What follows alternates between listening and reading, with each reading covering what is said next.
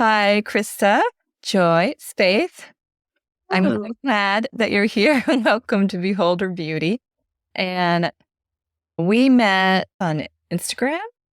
Yes, Oh, we did. Yeah. you have a ministry and you're an author. You've written a book and you're a mother and you're a wife and you're a businesswoman and you are a registered dietitian, which is really exciting too. So tell us about your story. Sure. Well, thank you, first of all, for having me on your podcast. I am so thrilled to be here. And it's been fun before we started the interview just to get to know you a little bit more because we have been social media, Instagram friends. It's just special to connect with you live in person. Well, exactly. And this does do some of that, but I find that it always leaves me wanting more of the person, like a real cup of tea or coffee with you. Exactly. That would be awesome. Well, so a little bit more about me. As you said, I am a registered dietitian, and for about 26 years, I had a professional career working as a dietitian. I always was in the food service side. Being a clinical dietitian kind of freaked me out, being there in the hospital with the blood. I realized that was not my calling. So I was in food service, and I was blessed to have an amazing position at a large corporate food manufacturer where I got to work in their test kitchen and got to play with food all the time. So really I got paid to eat, and that was fun. Then was in 2020 that the Lord, I should say that I started running after the Lord. It's like the world was crazy. I didn't know, of course, what was going on. And I dove into the Bible. I had been a Christian since I was 4, but I wanted more of God, like really connect with him more. Instead of the commute that I would have to going to work, I just dove into the Bible and spent so much time with him. It was in that process of 2020 and 2021 where the Lord started to speak to me in a whole new way that I just didn't know was possible. And in that process, he was showing me that it was time to leave my position and to do something that I wasn't sure what it was going to be until after I left my job, which I found out would be an author, start my own business, and of course now a podcaster. So it was a whirlwind, really, from 2020 and 2021. And so the Lord keeps stretching me. It's like, keep saying yes. And so he's like, okay, here we go for another new crazy adventure. 2020, I think for a lot of us did that because we were taken away out of what had become the normal for us.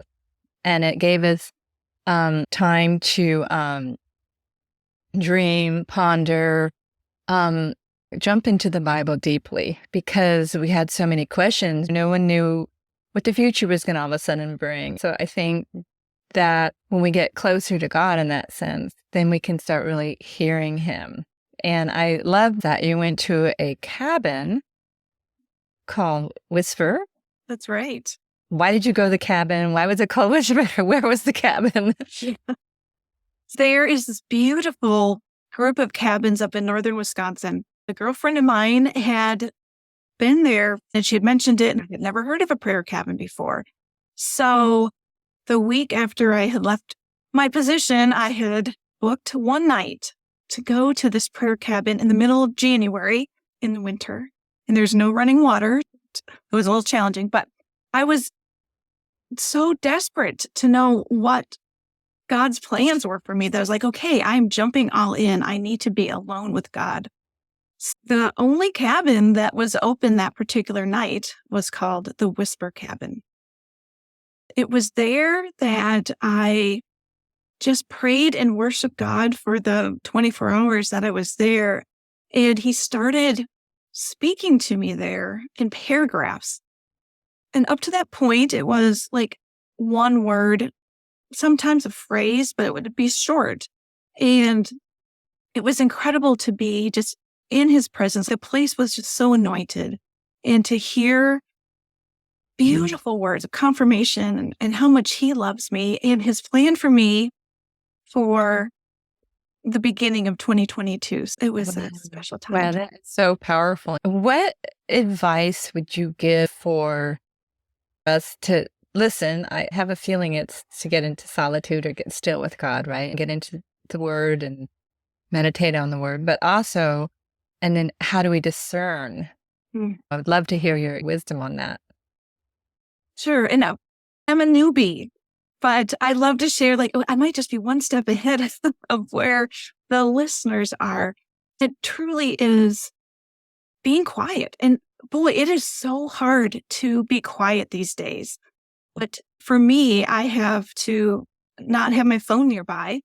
I find for worship that I'm not even listening to songs on my phone anymore. It's just singing songs to God and tuning out all the distractions. Of course, it looks different for everybody, but for me, I have found I just need to be 100% focused on God and sitting and not even having an expectation with the fact that I'm going to take a step back here and say, but have a pen and paper ready, because when God speaks, you're not going to want to miss one word of what he's saying. And so you'll want to write it down. But oftentimes for me, prior to that experience would be, I'd be praying and praising God, but not sitting and ready to receive. So that's an important key. Mm-hmm. As far as discernment, I would ask God, okay, what verse do you have that confirms this word that you're sharing with me? I've also learned that the enemy likes to speak as well. His voice tends to be loud. Oh, yes. And his voice has condemnation and it's lies. And to me, it belittles who I am. It's like, well, you can't do that. You're not good enough. You're not smart enough. And God would never do that. He is loving and kind and so patient. So the quick check is what I'm hearing consistent with God's character. That will be a good indication. If it's consistent with his character, then you can lean in and seek more out in the Bible. I love how you say that, because often when I'm doing my prayer and sitting with God, and then all of a sudden I'll hear something very clearly, it always then a Bible verse follows. But I know that other voice too, which is always the one that stirs you up in a bad way. God stirs you up in a joyful way, where the other voice stirs you up in angst. Exactly. Now, your book, Powerful Whispers, a 7-week journey discovering who you are to God. How was it writing that book? So it was interesting. When I was at the Whisper Cabin, I saw a vision of myself holding scrolls, which it actually took me several months to figure out what that meant. And it means that I was to be a writer. God had to continue to tell me 2 more times that, okay, you were supposed to write and you're supposed to write now. And I took a class on how to write a book because I didn't know anything about being a writer. It wasn't ever a desire of mine to be a writer. So I took this class, and it was through that app the Lord downloaded to me what the format of the book was supposed to look like. My editor actually asked me, what devotional are you formatting your book after? It's like, well, I'm not formatting it after any. It's like God told me this is the format of the book. What I would add to that, the contents of the book, for me as a non-writer, flowed fairly easily and quickly. It was really the months of February and March that I wrote the book. And I was so thankful and blessed to have amazing contributors to the book. Yes. They were my prayer partners and my warriors for the 2 years leading up to it. So it was just so important and special that they were included. But with that, it flowed really quickly. It would come down usually in the afternoons, and the Lord would just share what message I was supposed to have for the readers. I love that. I pulled a few chapters for the Behold Her Purity audience. The first one is week 1, God knows you. You are his reflection. So you teach us that we are truly beautiful for God. You talk about your personal experience of having a cleft lip, and you teach us how to see our imperfections as beautiful. Yes. I don't know why I'm like getting a tear in my eye. Yes. That was hard for me to write about because it wasn't even something that I talked with my husband about, but it was something that I would say to myself, really, since I was a little girl, like, oh, God, can you heal me? Can you make me perfect in the world's eyes and not have this blemish and this crooked nose and crooked smile? But that was not my call in life. My call in life was to wear this face with pride and go here. I'm sorry, I have never cried on an interview before, but he just showed me how much he loved me, and he made everyone so uniquely, so special. His fingerprint is on all of us, and he wants us to know how beautiful we are to him. Well, and I think that's so special, and you're making me cry now too, because you, first of all, you're beautiful, you're glowing, you're just gorgeous, and I totally understand what you feel about that. I think we all do, because all of a sudden we grow up and start comparing ourselves to the world. If we look different from what we see is getting the attention at the time. Like I was short, curly hair, brown eyes. It's taken all these years to really get to the point where if the voice comes in and tells you that you're not pretty or whatever, or you're falling short or you're not good enough, that I can say, wait, nope, I'm God's beautiful daughter. Great. Thank you for sharing that, because I think every single woman and man, because men have the same thing, can relate with that feeling. So I want to take that real quickly to our younger generation, because I think that if they have these kind of tools to grow up with instead of just what the world says you're supposed to look like or be, I think it'll save them a lot of grief. Absolutely. Something that I say in my book and podcast, it's important for you to look at yourself in the mirror and imagine that God is looking back at you and tell yourself, I love you. Yep. I love Christa. I love Deborah. It's not easy to do, but if you do it consistently, and after a week, I guarantee you're going to see yourself differently, lighter, brighter, and just seeing God's glory shining through you. That is so beautiful. And that's a wonderful thing, letting God talk to you, telling you he loves you and how wonderfully made you are. That brings me into your week 2. God loves you. God's perspective of you. I love what you write about the polarized sunglasses and how all of a sudden they opened up your eyes. I was taking a walk by myself, and I found over the last couple of years how impactful it is. First of all, to go walking by myself because there's not the distractions. I don't have a phone with me, and just looking up and seeing the beauty that God's created.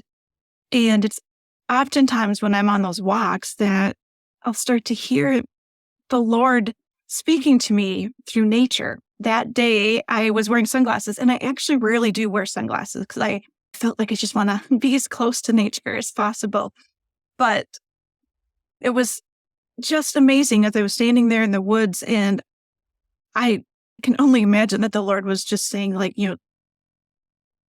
move your glasses. And I was just shocked at the brilliancy of the world and the difference having those sunglasses on versus not. In week 7, number 3, the God Who Whispers section of your book, God's indescribable beauty. We've talked about our beauty, how he sees it, but he's the real source of beauty, right? I love this whole chapter. I love the verses that you use here, Revelations 4:3 and Isaiah 6:3.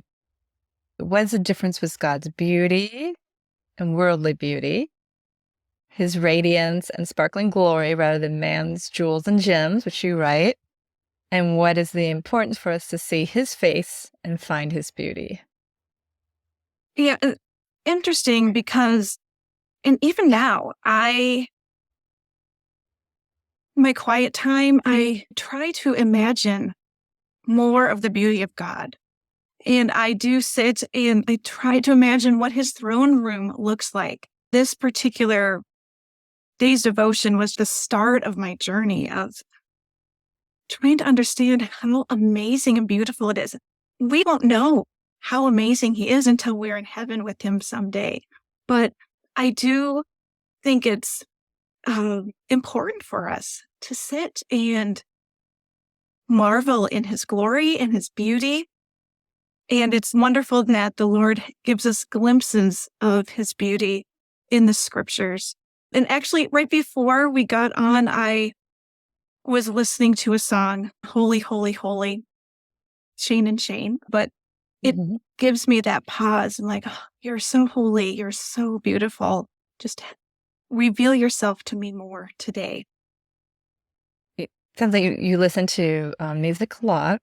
And in your book, a lot of your action steps are to talk out loud, to shout, to recite this. What is the importance, do you think, of praising God out loud and with music? Well, I'll take a step back and talk about the music part, because actually that was the hardest part of the entire book.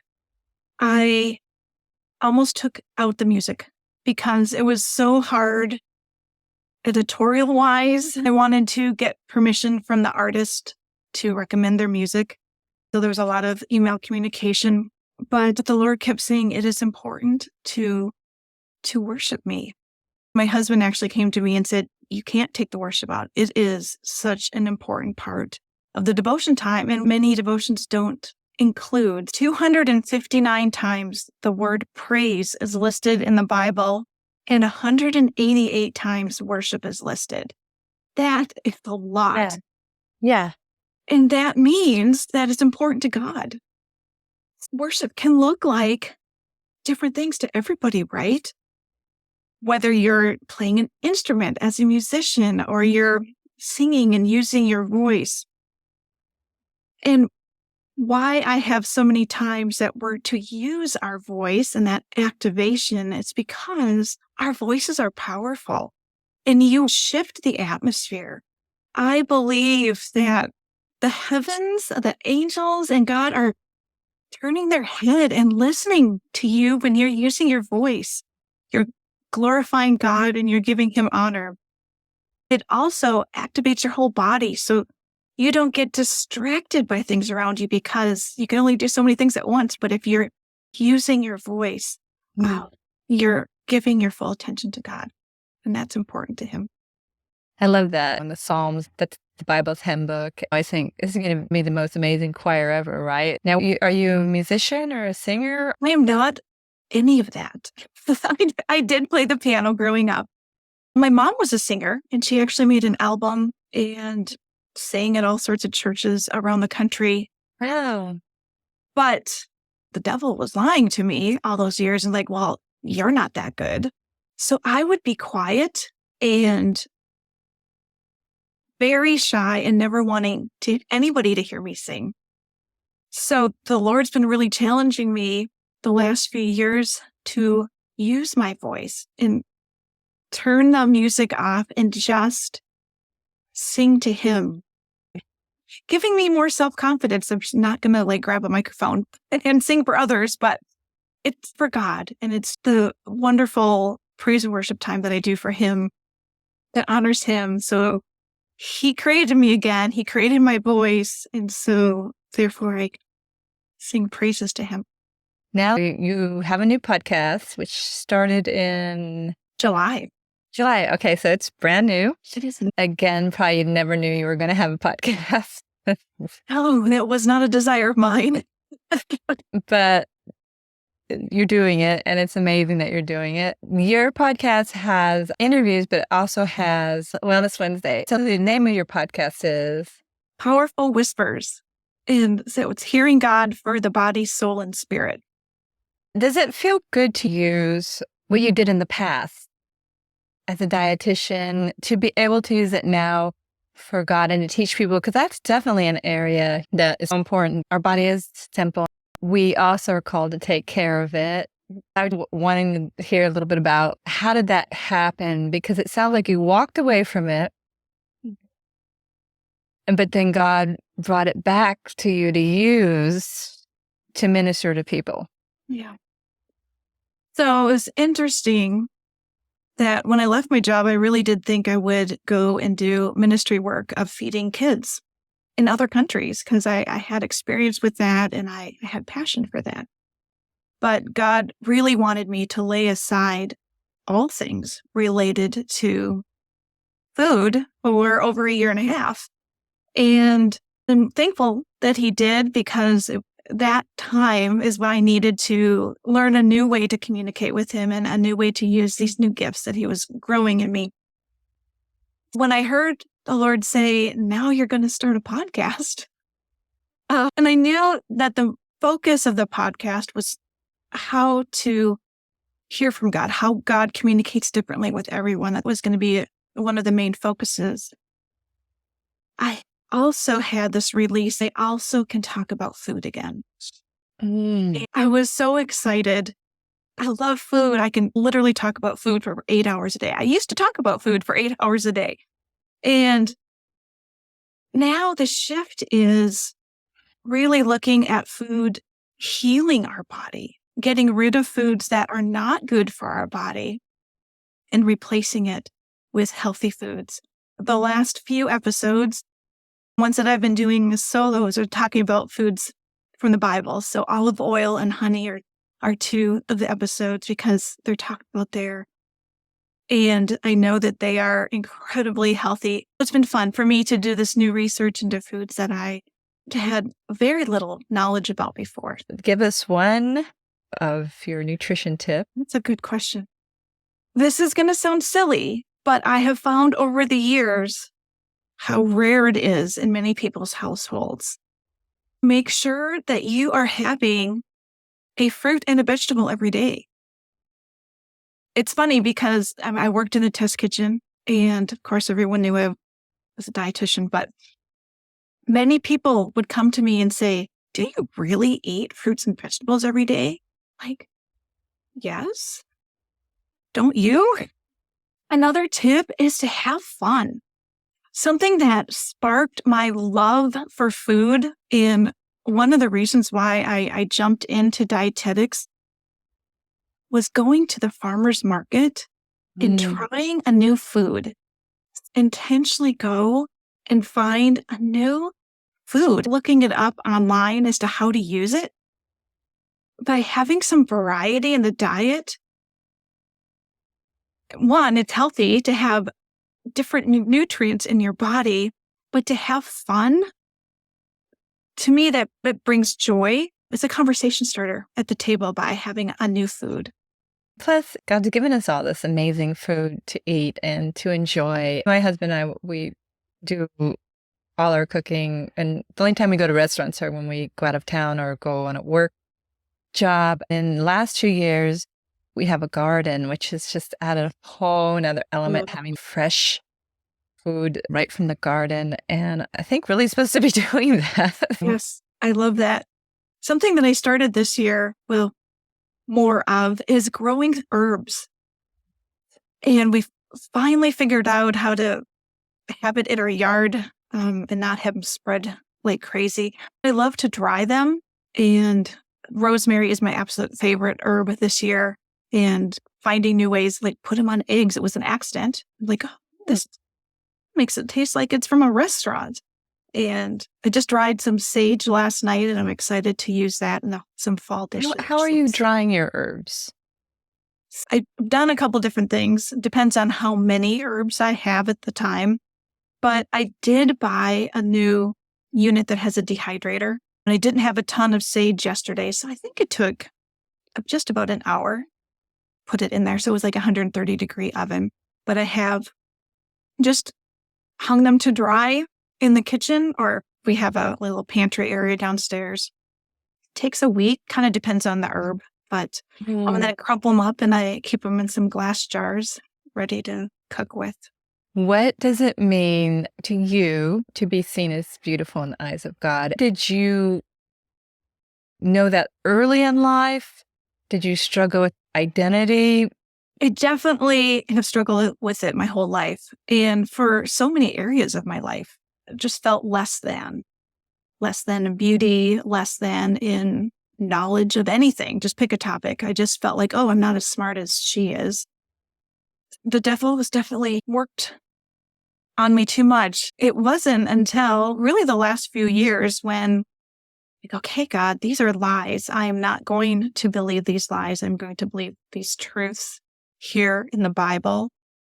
A key point was this bracelet that I had, and I felt drawn to purchase it for myself. It's called Daughter of the King, which we all are. You have Jesus in your heart. You are a daughter of the Most High God. It's amazing. I sat and pictured that crown on my head. It might sound silly, but it's what I needed. Just really know that I am God's daughter. He created me. He chose me to be here. He loves me so much. So it's a process. Also, another thing that I'll do is write down in my Bible promises of God. I think there's like 7,000 promises in the Bible, and go back and like reflect on these are promises of God. And his love for me is often what sticks out to me now. And for me, so much shame of things that I did 30 years ago. I was like, well, God forgave me. So shame only comes from the devil. And so not listening to that. Jesus wants us to have freedom in him in all areas of our lives. It's a constant daily battle that God's won, right? Jesus won. We can claim that. It is a daily battle. If we recognize that we live here in the real world, here we are, physical, but there's also the invisible, supernatural world going on. One of the books series is from Frank Peretti. It talked about spiritual warfare. That was a powerful series, and probably the first time I had ever really understood, wow, both good and bad angels are around us, and the fight that's going on in the spirit realm is important to be aware of. Yeah, to make sure that you are following God and his world and not falling prey. If you keep your eyes fixed on him, then you're under his protection and shelter. When we talk about being beautiful in the eyes of our beholder, God, that right there is such an attack point. Absolutely. That the enemy can use, because if he can weaken that promise, why would we believe the other promises? Oh, that's so true. Be a light for Jesus and spread the love of Jesus for others, to bring in more people to the wonderful world, Christian world, and knowing that we'll be able to go to heaven. It seems like a lot of people, 2020 was the springboard that God used to get us away from our normalcy, our complacency, to bring us back to him, bring us back to the word, and then equip us and send us out into the world. And fun to meet so many people that are on this crazy, really accelerated journey since 2020. Yeah. I think part of it is because we're part of the beauty mission of the world. There's so much not beauty going on. There's definitely evil in this world. Right. Something I read recently about how we can either let that consume us, or we can keep doing what God asks us to do. And it's encouraging because we know the end of the story. We've read the Bible, right? God wins. Right. For you, are there moments where you feel, oh no, I can't do this, I'm not qualified? Well, so when I was sitting in this chair, when I heard the Lord say that I was going to do a podcast, my husband was home and I ran upstairs and I said, I heard God say that I was supposed to start a podcast. And he chuckled, my husband, and said, yeah, well, that definitely is God, because I know that you don't want to do that. And he's right. I've had so many days before I launched this podcast of just sobbing. This was harder for me than writing a book.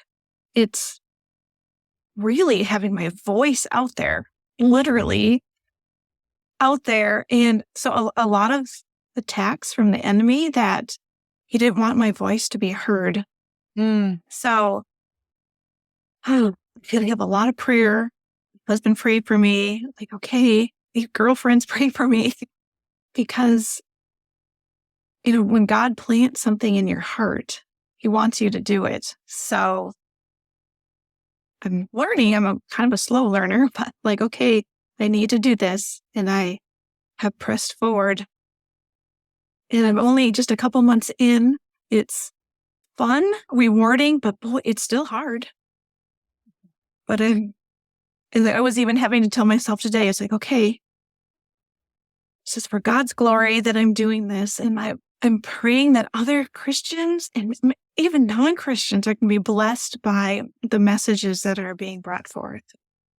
I love that, because I understand those feelings too. But as soon as I trust God and say, okay, I can't do this, but you can, so show me.